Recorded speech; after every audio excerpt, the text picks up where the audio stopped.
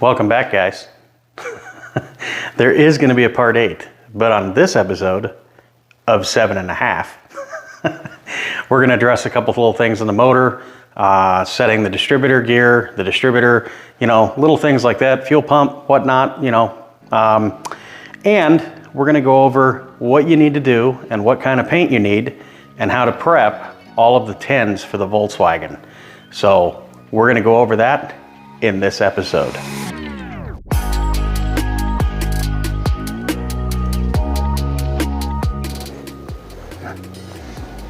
Okay guys, so let's go over this real fast because I need to get this stuff hung and painted and ready and dried, because this week the car's coming to put the motor in and do the brake in and all that, and I'll bring you along for that. So when this engine is running, these covers right here, this is part of what helps keep the engine cool. So you have your fan shroud, right, with your fan that's connected to your alternator or generator, depending on how old the Volkswagen is. And that air passes past here, goes around the cylinders. That's why this is all cut out, right?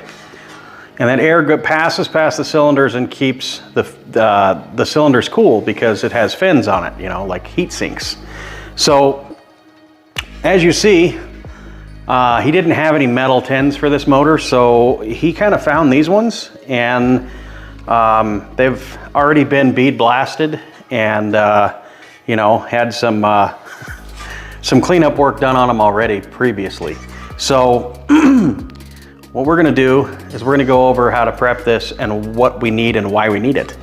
So what I chose to go with was, this color, because I'm going for kind of like an industrial look on the engine with the black, and then this, almost a cast iron kind of color, I guess is what they call it, but it's like a charcoal gray. But it's an engine paint, and it's, designed to go up to 500 degrees. Because these sit directly above the cylinders on the engine, you need to have that kind of paint on them so that the paint doesn't just boil up and smoke off of it when you're running the car. So we are going to put a couple coats of this on there, and I also got some clear, so we're going to put some clear over some things too. So as it comes to this, all we're really going to do is we're going to clean it up, wipe it down, we're going to scuff it, and I'm going to put a little bit of self-etching primer on this just because it's bare metal, and then we'll hang it and we'll get ready to paint it. Now what I'm using to scuff everything and clean everything up is a Scotch-Brite pad. This is considered to be like an 800 grit. It's good for prepping surfaces for paint, and this is what we're going to use. Now the other thing I don't have on camera, hang on, let me grab it, is the fan shroud. And when you buy these, this is an empty one, and when you buy these, you see it has this, this coating on it right here. Okay, so all we have to do with this is just scuff it and it's ready for paint, guys. Like you don't have to do anything. That's pretty much it's pretty much already, a primer cover. So we're just gonna scuff this, hang this, and paint it when we paint the 10s and a couple other of the engine parts that need to be painted.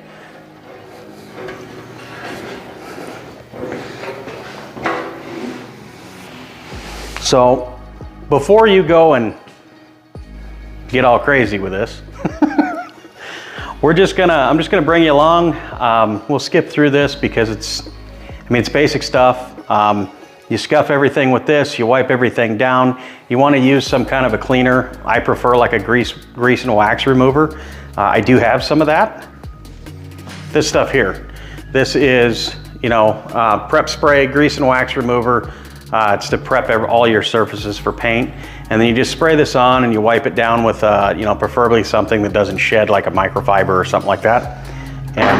And it'll work great. It'll do everything you need it to do. It'll keep all the grease from your fingerprints and stuff off, and your paint will come out pretty nice. And believe me guys, I've done this before out of a rattle can with this engine paint from Duplicolor, which I'm not sponsored and I'm not affiliated. I have gotten some amazing finishes on engines and stuff, and shrouding and things like that. They're pretty good quality. They're worth the money. Just pick it up. It's high temp paints for engines. let's set all this stuff aside here that we're not going to be using right this second. And let's take a look at this surface here. So, as you see, I mean, they're about as cleaned up as they're going to get. So we're just going to hit it real quick with some of this 800 grit Scotch pad, and we'll get some primer on this stuff and get her hung up, huh?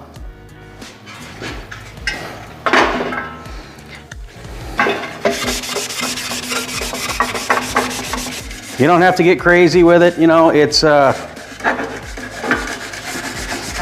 rocket science, just engine 10.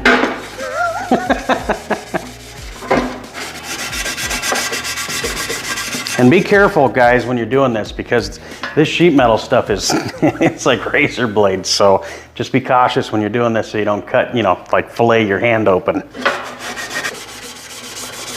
And all we're really doing with this is we're just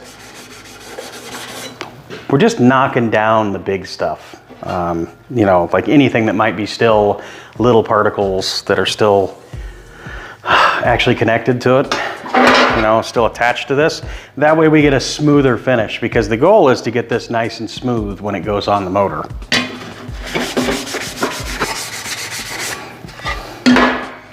All right, guys.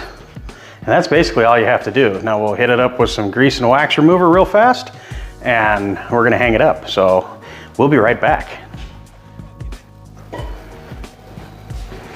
Okay. So this is Self-Etching Primer, and what this does is creates an etch into the metal and creates a barrier against moisture and rot and things like that. And I highly recommend doing this if you have metal tins that are like this behind me, that are, you know, all completely bare metal. It says to do 2 to 3 coats. You don't have to get this stuff lathered on. You just have to mist it, basically. That's all I ever do for this kind of stuff. So, you know, you just shake it up really good, and like I said, you just put just a little bit on there just to kind of coat it, to give it some added protection, guys.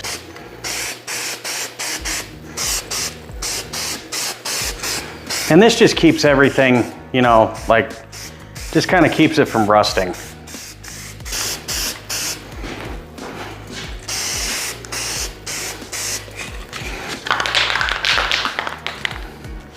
Luckily, I think I'll have just enough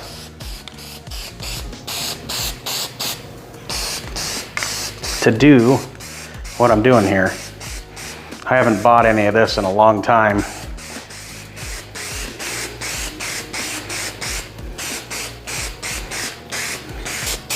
But I will tell you one thing, man, the self-etching primer stinks. I know I should probably be wearing a breathing apparatus of some sort, but I'm lazy. So we're gonna let that set up and flash off. Probably takes about a half hour or so. So we're gonna do that. In the process of this drying and setting up, we're going to go ahead and sand the, or scuff, I should say, the fan shroud so that we can get that ready for paint as well. Just a nice coating, nothing crazy. Should be my slogan, right? Nothing crazy. So yeah, as you see, guys, that's all it is. That's it.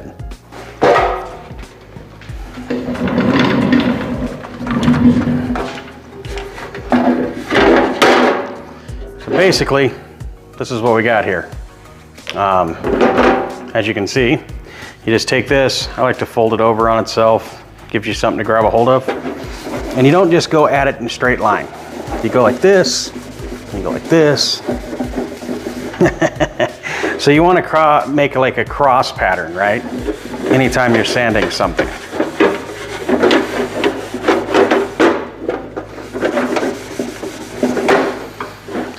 And all you really want is all you really want to do is you just want to get the sheen out of it. You don't want any shine, you want it to be kind of dull.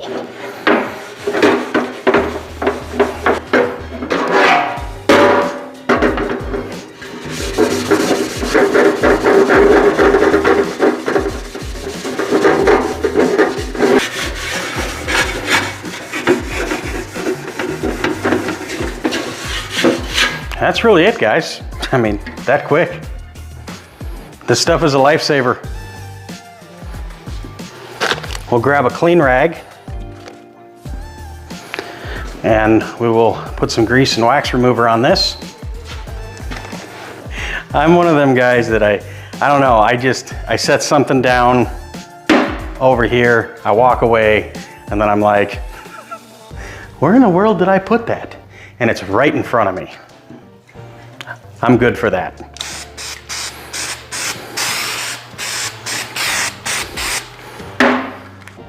So we'll just wipe it down.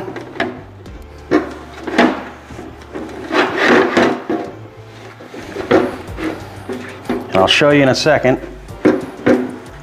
why we're doing this. Oh, this stuff stinks too. So that's just the back where I didn't even really scuff it, right guys? You see that? All that black in there? That's why you want to use this stuff and clean everything so that you don't get any contaminants or anything in the paint. You know, it's little steps like that, and it doesn't matter if you're working on a bedside, on a fender, or this. This is just, you know, this is kind of common practice. It's what you should do.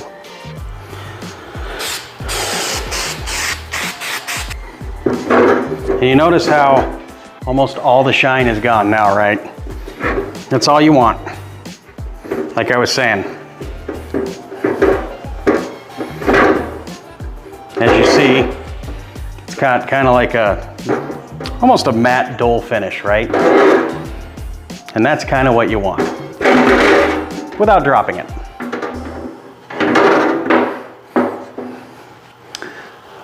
We'll get this hung up.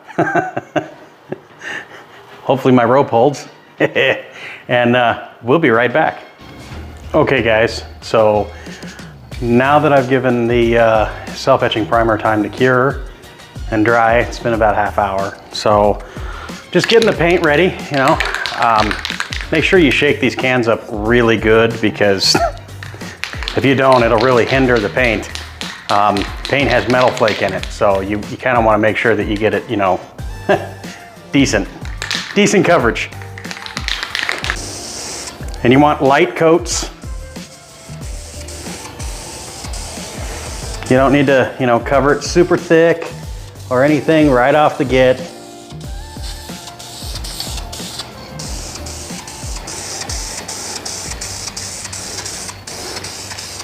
So,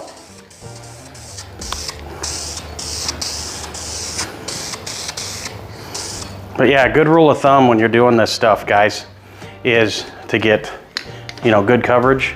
Do a bunch of light coats. Don't go real thick and heavy, because you'll just run it really bad and then you're not gonna like it. So, and periodically, you know, shake the can. I'm sure everybody's played with spray paint before. I don't think I need to explain it too much, but with this particular paint, I don't know if you've ever used it or not, this engine paint, it likes to have thin coats to get, you know, the optimum finish. Here we are on this one. Let's get this covered.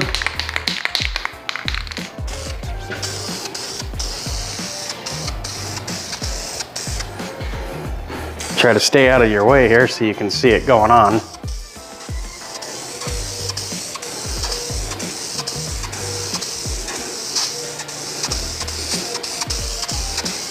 And you want to, with a big area like this, you want to cross hatch it, you know, cross patch it, whatever you want to call it.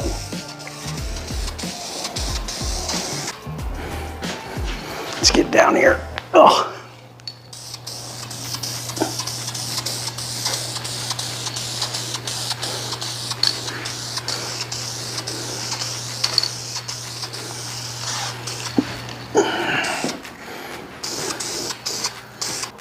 So anyways, that's coat number one. We'll be back here shortly. I'm gonna let this stuff flash off and we'll get back after it. All right, we gave it some time to flash off. So let's get back after it.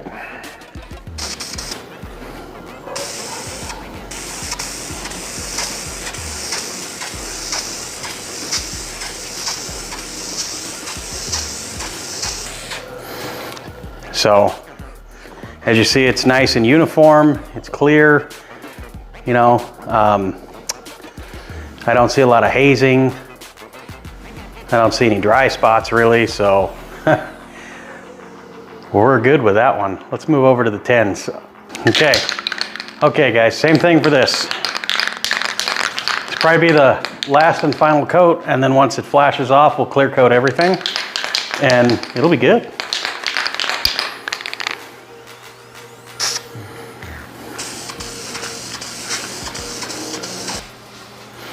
And that's a wrap on that, guys. So I'm sure everybody's spray painted before, but I just wanted to go over the importance of, you know, having high heat paint for this, because these things here, they'll just bubble up real bad from the heat.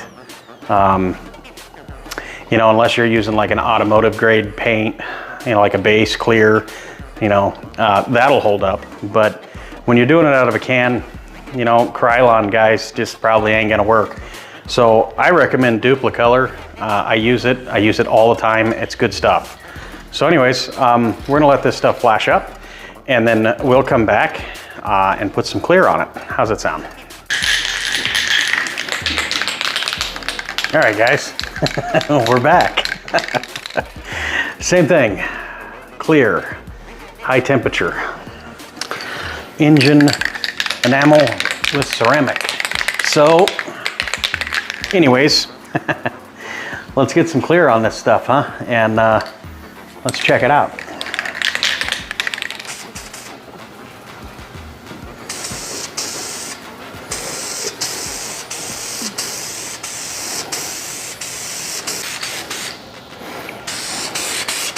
I've always liked the way this Duplicolor clear goes on. Stinks to high heaven, but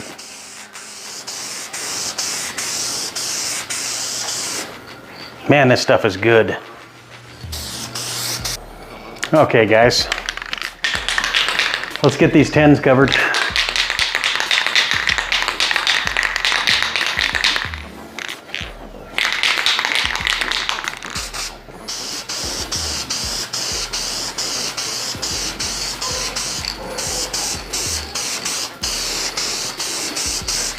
And the trick to getting it nice, really, is to lay it on wet.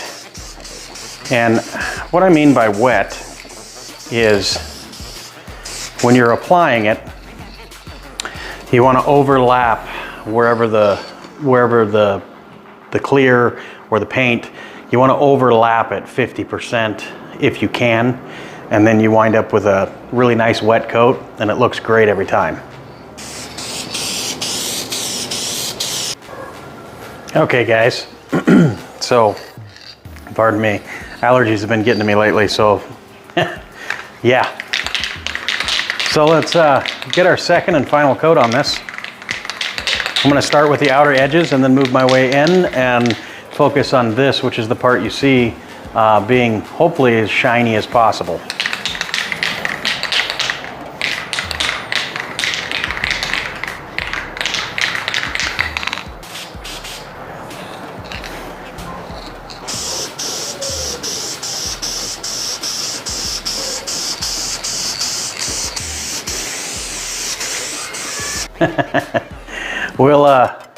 We're going to coat the 2 10s, and I don't think you need to see that, right, guys? So we'll coat the 2 10s the second time. I'm going to move all this stuff around so that we can pull the engine out and start putting some stuff on the motor. See you shortly. So I think it's going to rain. I got to leave these hanging here for a moment, but I just washed the Challenger, as you saw in the last episode, so we're going to pull her in real fast. Because I don't want to have to wash it again.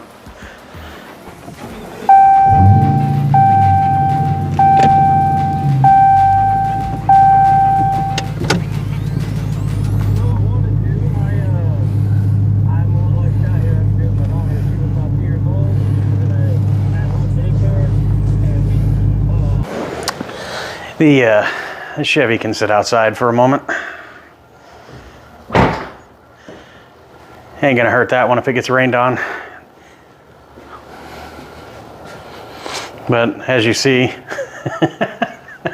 Roxy's all clean, so I don't want to have anything at all to, I just don't want to wash it again. So anyways, looks like I did get a little run. You know, oops.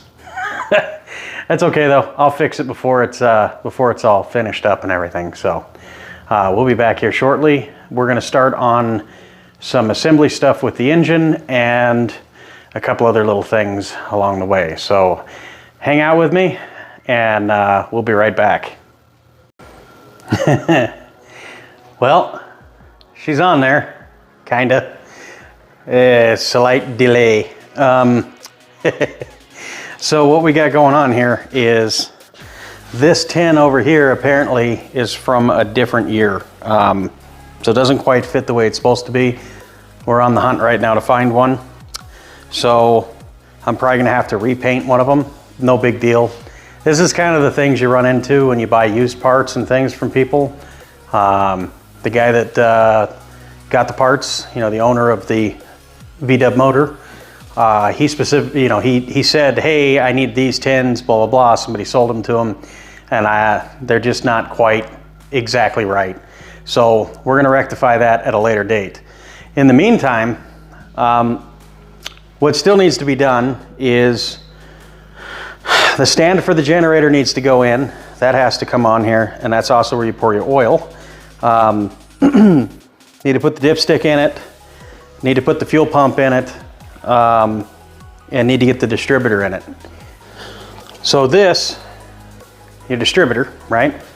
And if you look, when it's locked in place, right there, if it'll show you, that's number 1. You want to have your rotor right here, the pointer facing at number 1. Now this is your distributor drive gear. Now there's 2 shims that go down here on the bottom. You got to get those in first. A lot of guys put the motors together and they set all this stuff up prior, but I didn't do that. So, and there is a way that this goes in place. So if you look back here, right, you see that? It's cut in. See how it only goes in one way? And the rule of thumb is when you line this up and everything is working the way it's supposed to, okay, you're gonna want this little guy right here to face the first stud, the closest stud of the oil or the fuel pump. They kind of line up together when it goes in. And when you go and put this in, it twists a little bit. So you gotta you know, kind of clock it as it's going in, and and then you get your distributor all meshed up. And then there's also a spring that goes down in here. Do not drop that spring in the motor. You'll have a bad day.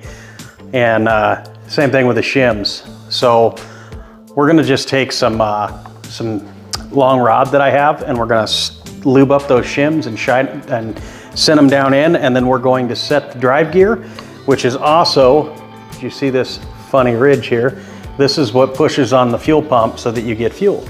So anyways, let's get this all stabbed together. What do you say, guys? And these are the shims I was talking about. So these shims right here, they go down on the bottom of that. And why these are important is because without these shims, the meshing of the gears for the oil, or for the distributor drive, and the gear that's on the crankshaft wouldn't be proper, and you'd wind up with binding issues. So these are very important. You must put these in, guys. All right, they're in place. Easy peasy, right?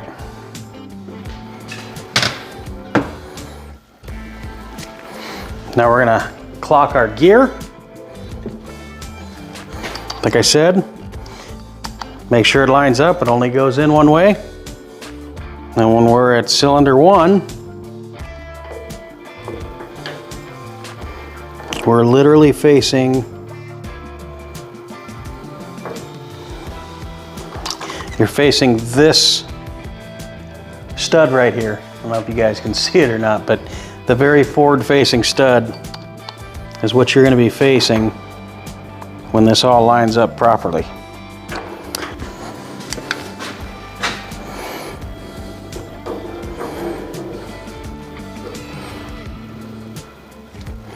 Got the distributor in place, pointing where it needs to be.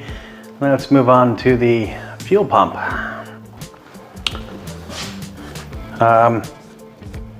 We're going to use the gasket sealant like we've been using on the fuel pump. So we're going to put a little bit of this type 3, which is what we used on the case. I'm going to put some of this on here, puts a little bit on there, made it together, and then we'll get the fuel pump put in place. Oh, brother.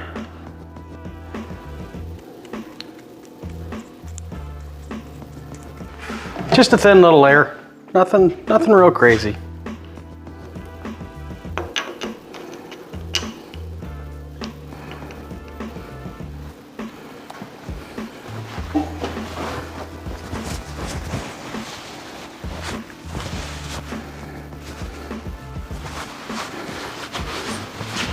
We'll get this all put in place here,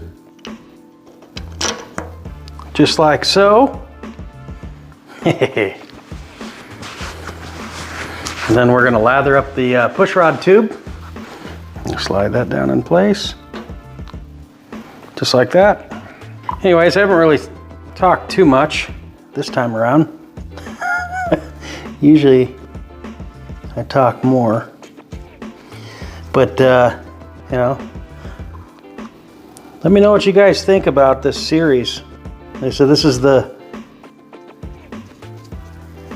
7.5 series.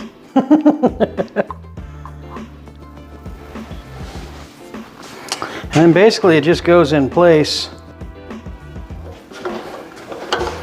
just like that. And you put your nuts on it and you're good. And then this goes here like that. This is what holds your generator. Kind of important. Let's get these on.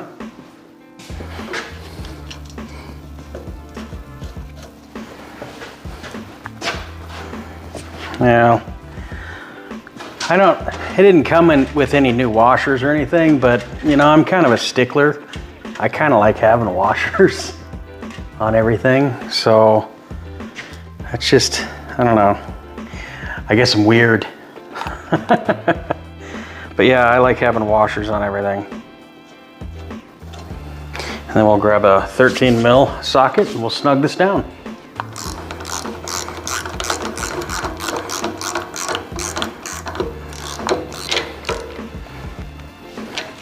And that's it. It don't have to be torqued like crazy.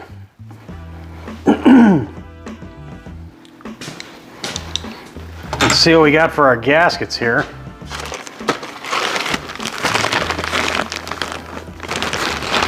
So, don't you love how you get a gasket set for a Volkswagen and they're like, what model do you have?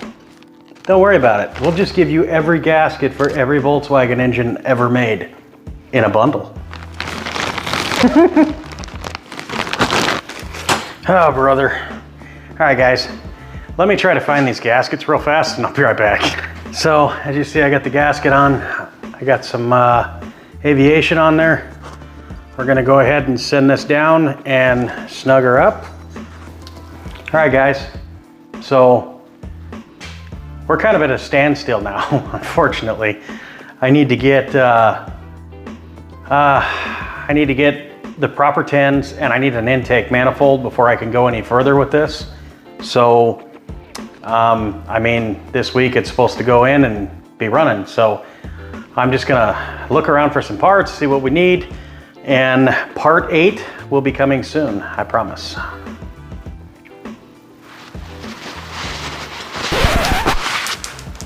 Oh.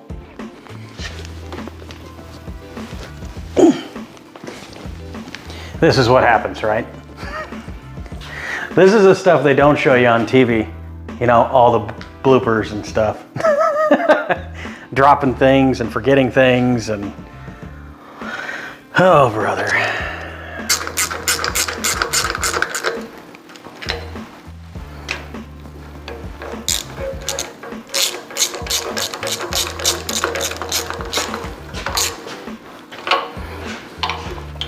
And remember guys, like I said, you don't have to be all crazy with it. Just,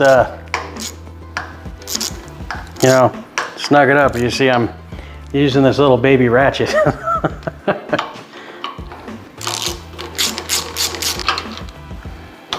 All right. Well guys, I think that's gonna be a wrap for part 7.5. As you see, we got pretty much everything on the motor.